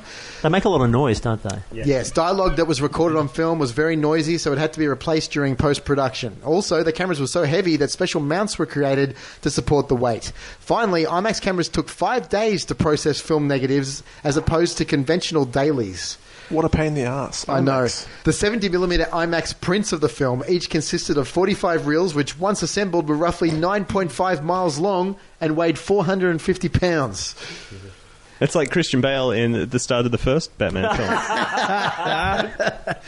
In the final fight in the tower, after Batman pulls Joker up by a cable, right before the police officers arrive to arrest Joker, he hits the camera while giving his monologue and waving it around with his arms, and you can see the screen view shaking for a moment if you look closely. So, bros, let's move on to the DVD and Blu-ray releases of The Dark Knight. So, it obviously came out in 2008 because this is when Blu-ray was brand new, and The Dark Knight was definitely one of the showcase Blu-ray discs for the format. Yeah, there were a lot of things on this Blu-ray that Warner Brothers hadn't experimented with before. It was amazing video and audio quality, and it's still reference quality to this day. Now, bros, just quickly, Christopher Nolan does not do audio commentary tracks like a lot of directors. No, does. and we referred to BD Live in the last podcast, the Batman Begins podcast. BD Live, it's a weird online streaming element that Warner Brothers played with, and other studios did a little bit of it. And what they did do for the release of this, basically the first 100,000 people that bought Batman The Dark Knight got the chance to contribute in a community screening of The Dark Knight where they could ask Nolan any question they want and he would then answer. It's very vague because I found a lot of information about before the community screening, and I've got zero about how the community screening went. That's interesting. And I read through an entire blog by these hyper nerdy legends talking about how they would never contribute in a community screening because it's going to be full of trolls just trying to bait Nolan and ask questions that are irrelevant, or it's going to become a Ledger fest, and they want to talk about Batman and Nolan and not Heath Ledger's death. But I couldn't find any information about people that had actually seen the live commentary. It didn't seem to be added to BD Live after it was done live, so it wasn't something you could stream after the fact. I think it was only a live event. Nolan, I'm sure, only agreed to do with it if it was basically only existed as a live thing, I'm sure. Or shot on IMAX. Or shot on IMAX, that's true. Yeah, so he did. It's not really a commentary, it's a Q&A, and the film was playing during the community screening, obviously, but I doubt that any of the questions were relevant to what was happening right now in the moment. The other thing they did for this release was the in focus. Have you looked at the in focus feature? So the idea is that when you're watching the film with the in focus turned on, an icon would appear, and you could choose to watch a little featurette during the film. So rather than watching the documentary, which you can also watch it as an hour and 10-minute featurette. You can watch it separate from the movie. When you're watching the film, if it refers to, say, Heath Ledger's first appearance in full Joker makeup, there might be a little featurette about I can't see stuff. I can't see how this is appealing whatsoever. So yeah, you're looking at it takes such a long time. It's a 2-hour film, and they add another hour of content if you choose to watch it. But you can watch it separate, so watch it separate. Yeah, it is very bizarre. But it was up against Universal's equivalent, which was a U-Point, I think they called it. That was picture-in-picture, and the picture was very, very small. and it would be concurrent with the film. So if there was a moment we're talking about, a little window would pop up and it would talk about it and then disappear again. So the idea here is it's full screen, it's not picture-in-picture, and you can choose to do it or not, as opposed to the universal equivalent. And that footage you're talking about, Bros, is called Gotham Uncovered. It's like a mismatch of standard definition and high definition content clocking in about an hour. So it's like a documentary making of, isn't it? And there's some other, on the second disc as well, they've got other making of featurettes. There's a lot on that second disc, and on the DVD and the Blu-ray, and it's great. You've seen it all? It's a good compendium. At the time, I saw a lot of it. I can't recall a lot of it now for this, but I mean, Warner Brothers do a good job with that stuff. All their behind-the-scenes stuff is quite solid, and if you want to see it, you can see it. There's plenty of people, I'm sure, that own it, that have never watched it in their lives and couldn't care less. Yeah, a lot of these features that they tried out on Blu-ray in the early days, they never, made it to like 2016. Like, they weren't popular. No one obviously, demanded it. I mean, that being said, too, feature commentaries are disappearing as well. That's a feature that people just don't seem to care about anymore either. Definitely. I think a good 45-minute, 60-minute documentary on a film, if it's done properly, is as good as any other feature that they can provide. Yeah. As long as it's not a promo gab fest where they're all talking about how great the director is or how great the lead is or whatever. Well, it's not an EPK, that's the difference. Yeah. Just like the film, the Blu-ray version of the movie has several of the big action scenes and high-altitude photography scenes in ordinary 16:9, which is 178:1. The widescreen ratio, while the rest of the movie preserves the scope format, which is 239:1. This is because these scenes were filmed in IMAX, which we mentioned, whose format is 144:1. Thus attempting to recreate the effect witnessed in IMAX theatres, as well as preserving as much of these shots as possible. Stu, you're the only one here who said you find it a bit distracting when the Blu-ray jumps from one to the other. So when we see the IMAX sections on Blu-ray, we are still missing bits from the top and the bottom. Is that right? Because the IMAX screen is actually so tall? Or are we seeing everything that you saw in IMAX? I'm not... my understanding is just you are seeing all of it, Stu, and that's why the aspect ratio has to keep changing. But maybe you are missing a little bit. I thought you were still missing a bit, just because the IMAX ratio is a bit weird. But not enough to bother fans, though. No, and I'm sure there are lots of people out there that watch the Blu-ray and don't even notice the black bars appearing and disappearing. But when you see Christian Bale's nostril, you know it's been shot on IMAX. The scale is significant. That definitely. Who would have thought his nostrils would look so good in IMAX too? Like phenomenal. I know, 4 stories tall. You can't go to acting school and learn that shit. You've just got good nostrils or you don't. And by the way, the nickname for Christian Bale's nostrils are the Bat Caves. But only when they're shot in IMAX. That's right. Yeah. Just quickly, Broach, we haven't mentioned this on Real Chat before as well, because no other film I can recall doing this, but or since I don't know. But in March 2011, Warner Brothers offered The Dark Knight for rent on Facebook, becoming the first movie ever to be released via digital distribution on a social networking site. Users in the United States are able to use Facebook credits to view the film. I've never heard of this in my life. No. And why was the Dark Knight chosen? I have no idea. But the other thing too with the commentary, which is this has got to be, they gave you the option through BD Live to record your own commentary. Yes. Where? And then you upload it to the BD Live server. Why?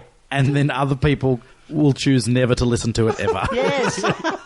Yeah, very bizarre idea. But anyway. Very. But yeah, if you're a big fan of The Dark Knight, the Blu-ray is very, very highly recommended. It just looks and sounds amazing. It is. And the features are good. If we could only get a Batman Begins Blu-ray that equals it. Exactly that would right. be fantastic. Here.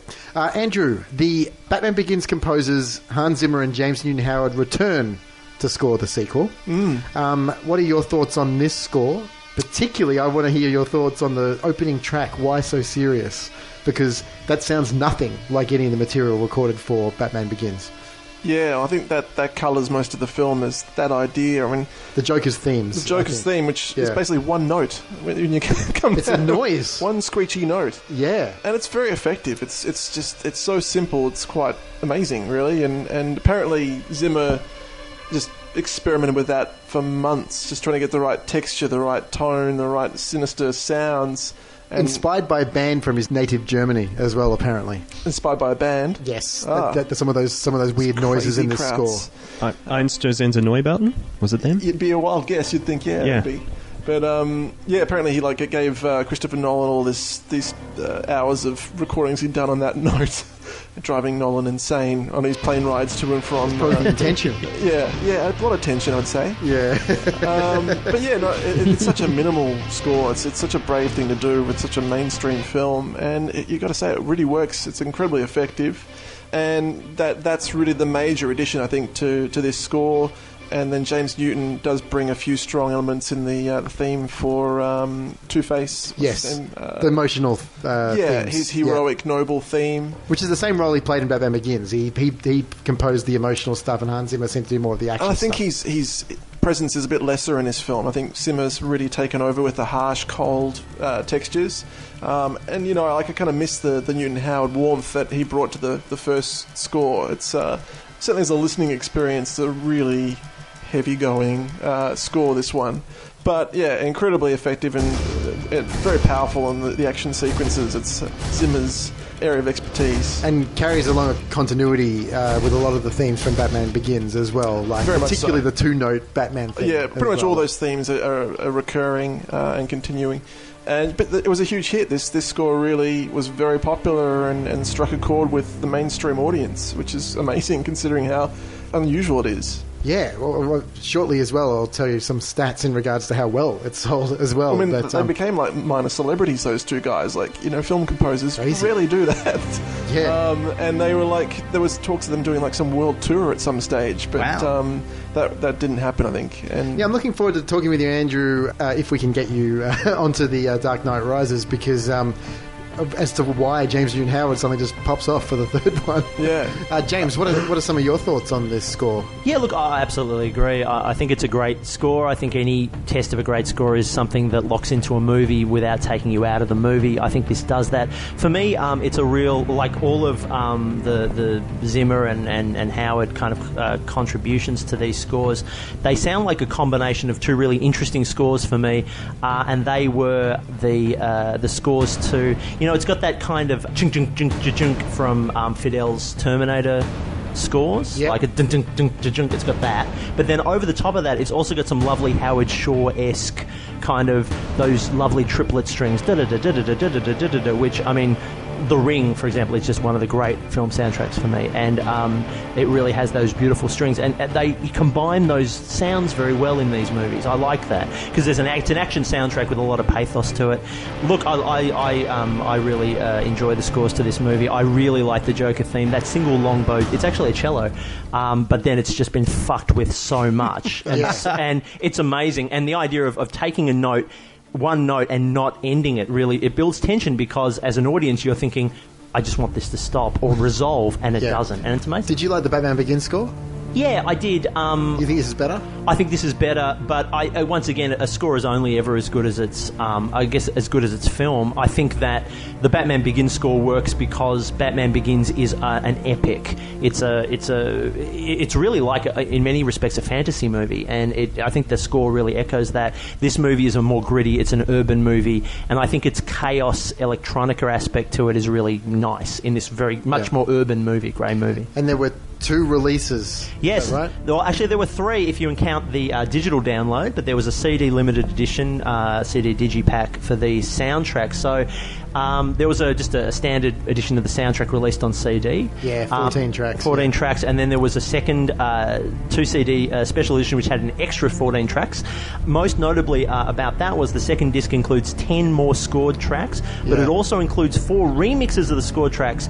Crystal Method, Paul Van Dyke, Mel Wesson, and Ryland Allison remix the scores of the movie into electronica songs, dance was it songs. big in clubs? Well, interestingly, I'd actually had to listen to these 4 tracks today, and they're dated. Like, I love electronica, I'm actually a big fan, but I find that electronica, because of by its nature, dates very quickly, and the Crystal Method one especially really sounds like, hey, we're in a club in the mid-2000s.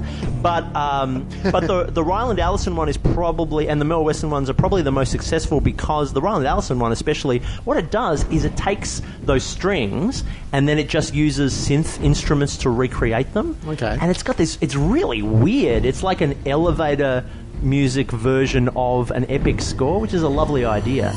So that's worth tracking down if you're interested in the two CD thing. I'd also mention the front covers. The special edition front cover is much better looking than the original CD format front cover, which just has kind of a movie poster front cover. One of the features for me for Nolan in these movies is that use of the Batman iconography symbol, and the way he continually, the fire and the ice, and he uses it in different ways. That beautiful crumbling building, and then the sky becomes the bat symbol and all that. And this is the same. The front cover of the special edition CD has just a very simple bat like it's black, and then it's got a wonderful bat logo, and then in the bat logo, very solemnly, you can see Gotham. And it's just cool. a nice looking album. I wonder if they've added 10 more score tracks to that second album. I wonder if how much more of it's left on the cutting room floor then, or whether or not it's pretty complete now. It's hard to say. It's a good question. I don't know, because I assume that what they've done on the score is they're sectionalised, whereas of course, scores sort of things bleed in and out of one another. So, well, that famous track from the soundtrack on both releases, the Why So Serious, is just a suite of Joker themes. Yes, my understanding. So thanks a lot, guys. No deleted scenes from The Dark Knight, which I was quite surprised about. According to rumour, Nolan was pleased with most of what he shot, so very little ended up on the cutting room floor, or nothing that we know about. Anyway, reading the screenplays bears this out. Whatever cuts were made were minor cuts to existing scenes, as there are no scenes in the screenplay that do not appear in the film. So. Yeah, Nolan's also said that he doesn't like including deleted scenes and also, flubs and stuff, mistakes. Bloopers and outtakes and stuff, because he feels like he's betraying the performer, and he wants a performer on his set that's willing to take risks and willing to do different things, and if he then goes and collects those and puts them on a DVD or a Blu-ray, he's kind of betraying the performer's ability to experiment and try new things. So he said that as well about various films of his. He just doesn't like to include them. Yeah, I can't decide if he's creating this mystique or there actually wouldn't be much on the cutting room floor of a Nolan film. First of all, his films are really long. Yeah. Secondly, they're so intricately plotted that if you start to take out bits and pieces, I almost wonder if it'd be too problematic.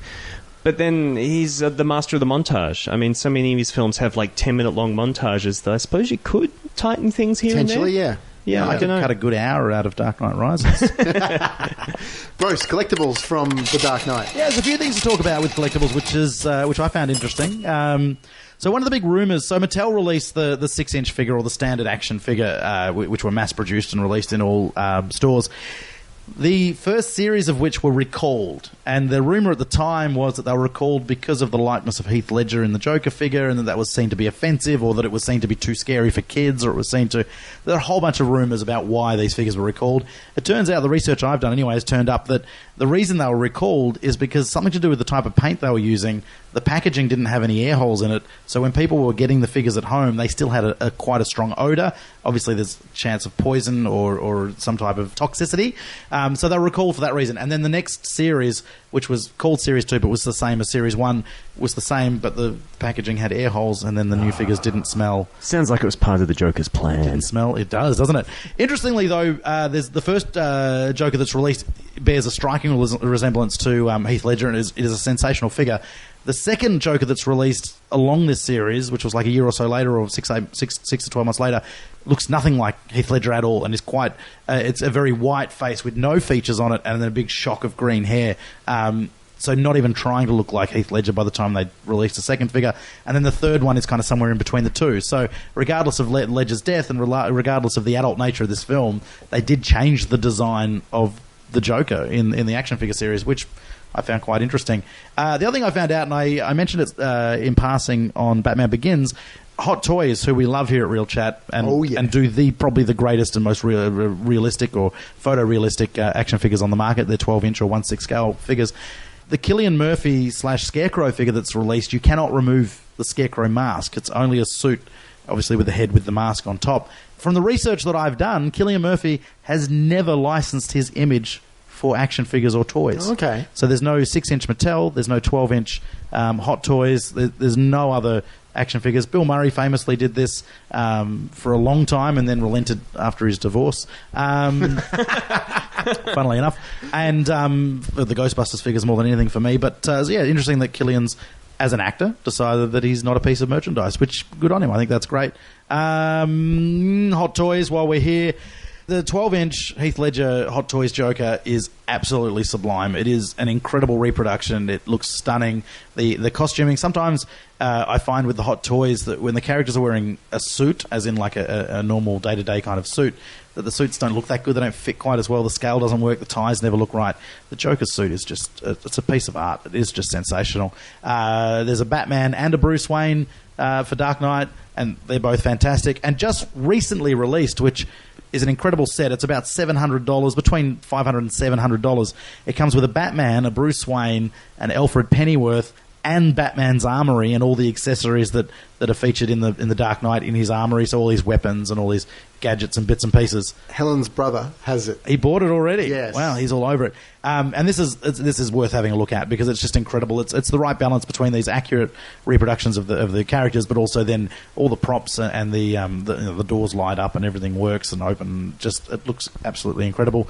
There are a couple of prop replicas released. The grappling launcher that he uses in this film was released to scale. It's limited edition, but it looks fantastic. Batarangs were released officially, but you can also pick them up unofficially. Medicom also released a couple of figures that are more detailed, 6-inch Batman Dark Knight figures, more detailed than the Mattel ones, not as detailed as a 12-inch one, but they're quite tasty. Some of these figures, the bank robber figures they released 4 of by Mattel, are incredibly collectible now. They're going for hundreds and hundreds of dollars. So if you've got one sitting around somewhere, see if you can find a buyer. But overall, there's some pretty tasty figures. Mattel's are as they are. Yeah. Yep. Great. Thanks a lot, bros. Let's move on to the awards because this is the comic book film with the most Academy Award nominations with 8. Okay. So, firstly, the Academy Awards 2009, it won the Oscar Best Performance by an Actor in a Supporting Role to Heath Ledger. I guess the only thing there that doesn't really make much sense, bros, is the fact that he's a supporting actor. Yeah, he's co-starring. Definitely. He obviously couldn't accept the award, but his father and his mother and his sister, I remember. And that was quite a beautiful moment as well. That was a good moment. Very it respectful. really was. Yep. It also won the Oscar for Best Achievement in Sound Editing, bros, to Richard King. And nominations: Best Achievement in Cinematography to good old Wally Pfister, Best Achievement in Film Editing to Lee Smith, Best Achievement in Art Direction to Nathan Crowley and Peter Lando, Best Achievement in Makeup, Best Achievement in Sound Mixing, Best Achievement in Visual Effects. So there were quite a lot of Academy nominations there. At the Golden Globes the same year, it won the Golden Globe for Best Performance by an Actor in a Supporting Role in a Motion Picture to Heath Ledger. Again, well deserved. And then, of course, bros, the Saturns. Hey. Someone reckons we should do a special on the Saturns. When this year's Saturns Awards are done, we should do an Oscars-style special. Yeah, someone noted that on Facebook today. That's right. At the Saturns, it won Best Supporting Actor, Heath Ledger. Best Action-Adventure Thriller Film. Best Writing to Christopher Nolan and Jonathan Nolan. Best Music to James Newton Howard and Hans Zimmer. Best Special Effects to the effects team. And nominated Best Actor Christian Bale, Best Actress Maggie Gyllenhaal, Best Supporting Actor Aaron Eckhart, Best Director, Best Costumes, and Best Make-up. And also, as well, Best DVD Special Edition Release. Oh, wow, there you go. I think we're getting to that stage where... The DVD for this, despite what we talked about the Blu-ray, the DVD was quite exceptional for this. The other thing worth just mentioning quickly when it comes to the awards, the reason Heath Ledger was... Well, the most likely reason Heath Ledger was nominated for Best Supporting Actor is the studio decides who they nominate or who they put up for nomination for each film. If they think it's a fairly impressive year for Best Actor nominations and they can get away with nominating them as a Best Supporting, thinking they're going to win it, then they will almost demote them to that level. The same thing happened with Whiplash last year. I gotta say, this one makes more sense than Whiplash. Whiplash was patently ridiculous, whereas in this, I'm not convinced that Heath Ledger is actually in much of this. A couple other awards I'm going to make note of here, bros, for the special occasion. AFI's, bros. It won the AFI International Award for Best Actor to Heath Ledger, which is a nice one to bring up as well. That is good, yeah. And at the Grammy Awards in 2009, it actually won the Grammy, which is interesting, for Best Score Soundtrack Album for Motion Picture, Television or Other Visual Media. Wow. To James Newton Howard and Hans Zimmer. So, this score, this was really... Yeah, not only did it get two soundtrack releases... It also got awards as well, so people loved it, obviously. World tour, man. World tour. Just quickly before we move past the awards section, it needs to be mentioned that Heath Ledger won a total of 32 Best Supporting Actor awards for this film. Wow. Including the Oscar, Golden Globe, BAFTA, SAG, and Critics' Choice Award. And Saturn.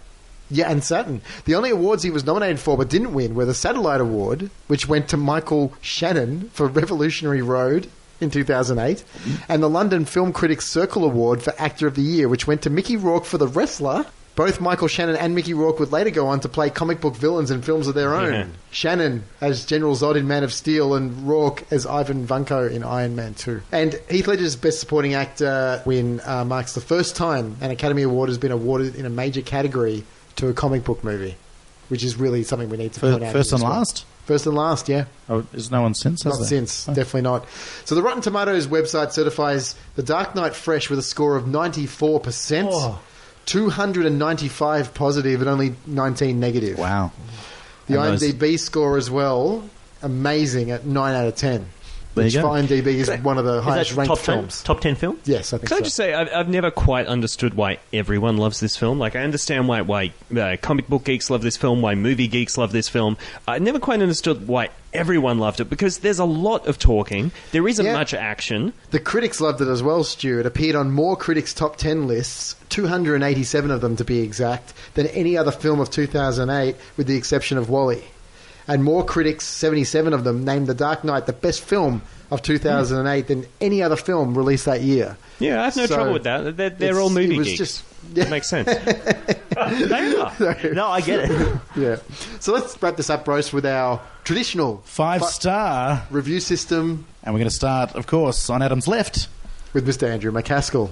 Andrew. Always love that introduction. Thank you, boys. Anytime, mate. Yeah, it's a massively overrated film, as we've just discussed, but there are many great moments in this film, many great sequences that we've discussed, which I love. I always love watching them. They're just such exciting filmmaking, and it's just the in-between bits, I think, that really do drag it down a bit. So, yeah, as Batman Begins was such an enjoyable experience as a whole package, this does have just standout moments for me. So, as a result of that, I would give it 3 out of 5, and I would recommend it. It's an epic film which needs to be seen, but probably over time won't be so good. So that's a whole star less than Batman Begins. I believe so. Yeah. There you go. Yeah. Bruce. I'm going to do something a little bit unconventional. I'm going to increase my review score of Batman Begins to 4 stars. Ooh. And I'm going to give this film 3.5 stars. Adjusted for inflation. It's adjusted. Well, one of the problems I had with this film going into it is that the last time I watched it, to me it felt like a 4-act film rather than a traditional 3-act story. Yes. Which I haven't mentioned yet tonight. When I watched it this time, everything seemed a lot more cohesive than it did the last time I watched it. And a film like this, it's fine. Next time I watch it, I might think it's a big stinking ass piece of crap. So last time I saw it, I felt the fairies and that building fight were kind of tacked on a bit, whereas this time it flowed a lot better for me and I enjoyed it a lot more. And then it comes back to that script where there are a few kinks in it that weren't necessarily resolved, which again comes down possibly to the amount of time they had to turn this film over compared to Batman Begins, and it's a lot more complex and they're trying to do a lot more, and the more they try to do in this series, the worse it gets. So 3.5 for me. It's a good film. It's worth watching. If you've not seen it, then you're missing out. This possibly is the definitive Batman film, but I'm not saying it's the best Batman film. This is the film you should check out. Have a look at it. But I'm going to give it 3.5. Good stuff. Stu. I would have given Batman Begins 5 stars. I absolutely love that film. Same as Andrew, I'm going to take this down a star and give it 4 stars. It is very, very good, and possibly my favourite thing about it is that they decided not to give the Joker a backstory, realising that the comic book movies get bogged down in origin stories often. I think that was the best thing it could have possibly done. It's still, obviously, a very good film by every other standard. Yep, great. Thanks, Stu. James. Yeah, I'm going to give it 4. I probably also would have given Batman Begins 4.5 or 5. I'm giving this one 4. I think it's a very enjoyable film from start to finish. I think what I like about it is that it celebrates the important characters of the Batman mythos, and it does them all justice. It feels like a very fun film to watch for me. I also wanted to point out that I think props should be given to Christian Bale's Bruce Wayne. And the more I watch these movies, the more I realise what Christian Bale's doing in those scenes where he's playing an idiot. And I honestly believe that he's doing an impression of George W. Bush. And if you look at it carefully, especially the scene where he kicks the people out of his apartment, but if you look at it in the first one, but even in the second one where he enters and he talks about Harvey Dent and the helicopter, he's playing an idiot billionaire, and I really see mannerisms that he's taken from George W. Bush, and that to me just feels like an acting decision and a really interesting one. And Bale cops a lot of shit for these movies because it's such a huge weight on those shoulders, and I don't think it's a bad performance. I do feel cinematically he's my Batman. Okay, so 4 stars and recommended. 4 stars recommended. Now it's time for the final word with Adam Stolfo. Christopher Nolan's reinvention of the Batman franchise got off to a good start with Batman Begins, and although the box office was a little sparse compared to most recent superhero films, it was critically well received. Nolan did, however, deliver a sequel that redefined what a comic book movie could really achieve. This really did have everything for most movie-going audiences. A troubled, tortured Batman, and a villain that truly justified all the plaudits he garnered both before and after his untimely demise. This may well be called The Dark Knight, but don't be fooled. This is all about his biggest nemesis, played to perfection by Heath Ledger in a role that could not be underestimated. He owned this film. His mannerisms and delivery were spot on. Without Ledger, The Dark Knight wouldn't be as good as it is.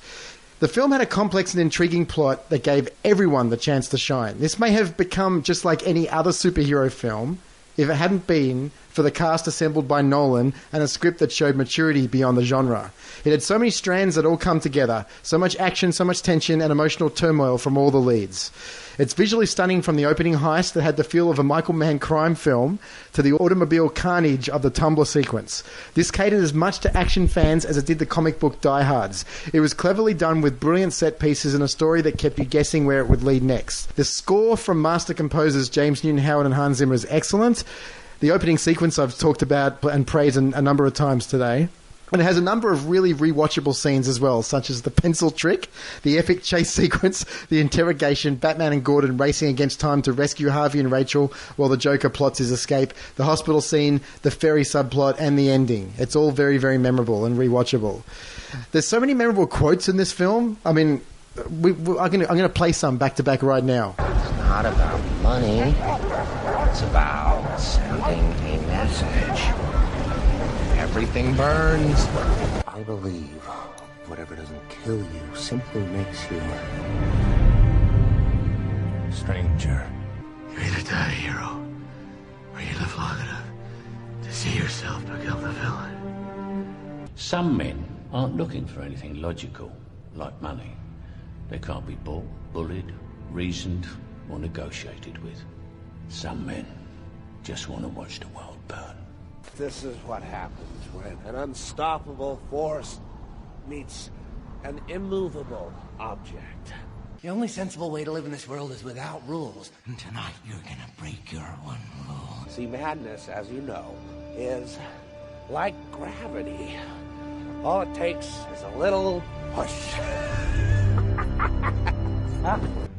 The world is cruel, and the only morality in a cruel world is chance. Unbiased, unprejudiced, fair. Why so serious? He comes at me with the knife. Why so serious? He sticks the blade in my mouth.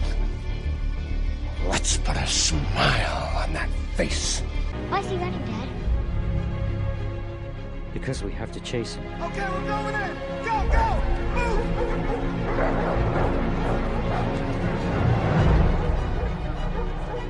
You didn't do anything wrong. Because he's the hero Gotham deserves. But not the one it needs right now. So we'll hunt him. Because he can take it. Because he's not our hero.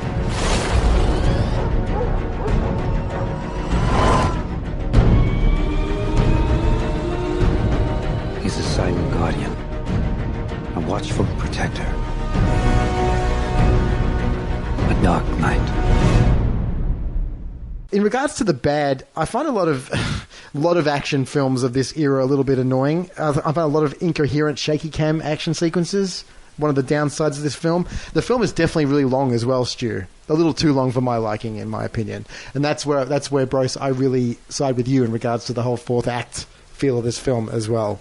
The bottom line, though, unlike the consensus, I prefer, not the consensus at this table, of course, but I prefer Batman Begins slightly to this one in the pecking order. I just find it to be slightly more entertaining and personally fulfilling. There's no denying The Dark Knight is one of the great comic book adaptations around, though. So 4 stars and recommended from me, which is the same score I gave Batman Begins, but I think I'm just looking at it as a film as a whole. I do prefer Batman Begins. So I feel you should bump Batman Begins up to 5. I think that's what we were learning tonight. maybe I'll bump it up to 4.5.